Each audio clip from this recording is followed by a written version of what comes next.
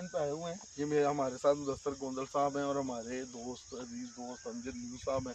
वो सामने देखें गुरुद्वारा है और ये तकसीर की वजह से जो लाइन है, और ये जो अगर इधर मुदस्सर आपको दिखा सके तो ये सड़क सीधी, बल्कि ये डेहरा से सीधी इंडिया की तरफ जाती थी, लेकिन अब चेक पोस्टों की वजह से रोक दी गई है।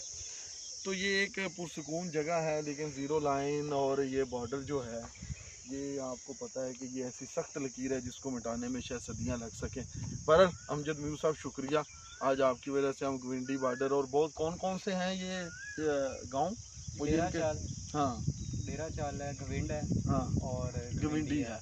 तो ये आज हम गविंडी बॉर्डर पर हैं जी, बिल्कुल। मुदस्सर गोंदल साहब के साथ और इनके अंकल भी हैं। तो खुश रहिए जी। बहरहाल एक ज़बरदस्त जगह है, लेकिन गर्मी बड़ी है। आए जी अमजद साहब चलें।